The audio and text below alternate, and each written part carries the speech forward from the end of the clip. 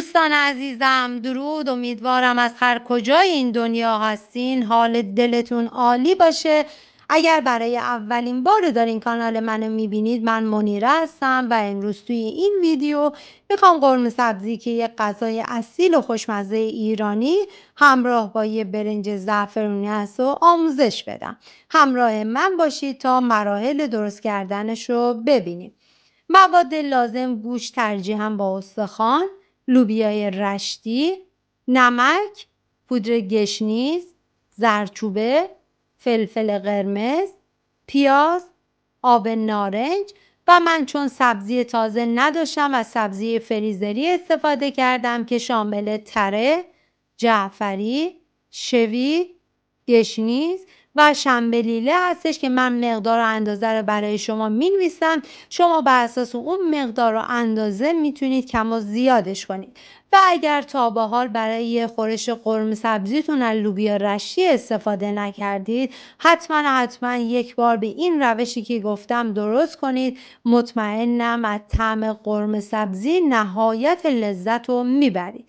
بریم که با هم دیگه مراحل درست کردنش رو ببینیم. من داخل قابلمه روغن ریختم و بعد از اینکه روغنم داغ شد، پیازهایی که نگینی ریز کرده بودم و اضافه میکنم، هم میزنم که رو هم دیگه انباشته نباشن و میذارم پیازهام سرخ بشن.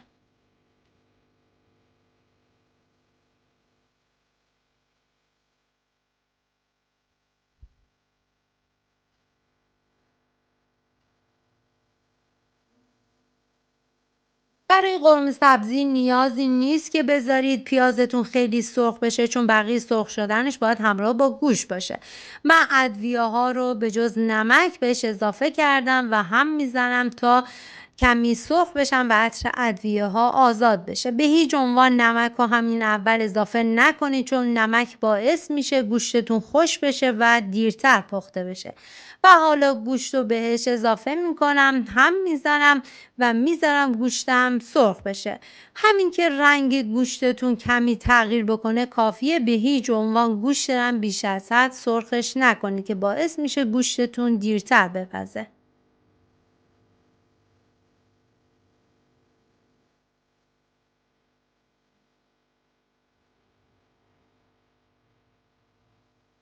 و بعد از اینکه یه سمت گوشت کمی تفت خورد، دوباره هم میزنیم تا گوشتای ما جابجا بشن و جای دیگه گوشتم کمی تفت بخوره.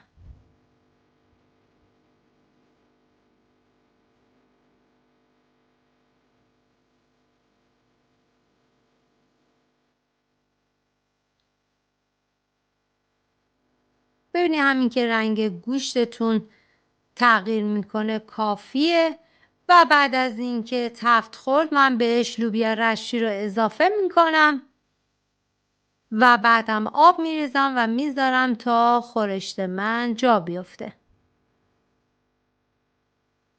و بعد از اینکه تقریبا 1.5 ساعت از پخت این لوبیا با گوشتمون گذشت، ببینید اینجا دیگه به جوش اومد و من گذاشتم 1.5 ساعت بعدش بهش.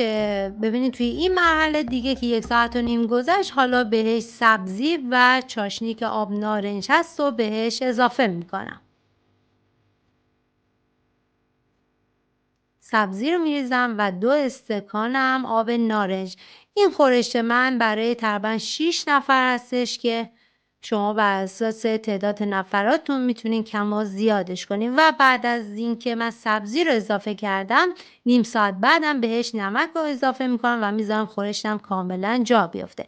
ببینید اینجا خورش من کاملا به روغن اومد و کاملا جا افتاد. امیدوارم از این ویدیوی من خوشتون اومده باشه.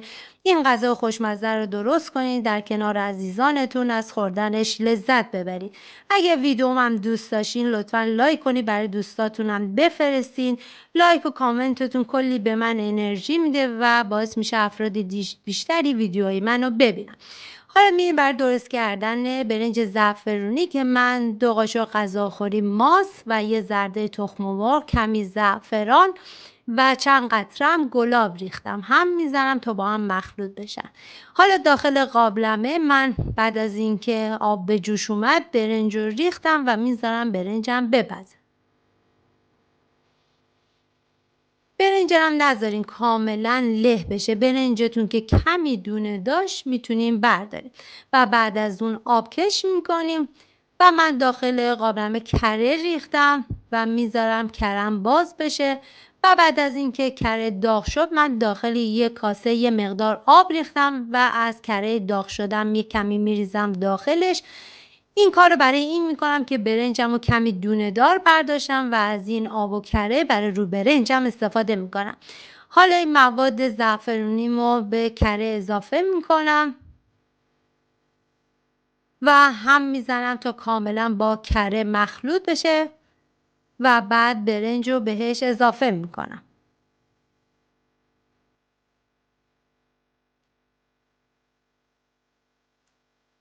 ببینید برنج رو که کمی دونه دار برمیدارید یه برنج مجلسی میشه و من اینجا یک کمی صاف و منظمش میکنم و حالا آب و کره ای که گذاشته بودم به کنار میریزم روش و بعد از این برنجم رو کاملا فشرده میکنم و بعد از 1 ساعت برنج ما آماده است. امیدوارم درست کنین و از خوردنش لذت ببرید و ممنون میشم که منو سابسکرایب کنید. اینم نتیجه کار ما و این غذای خوشمزه. تا آموزش های بعدی، خدایا رو نگهدارتون.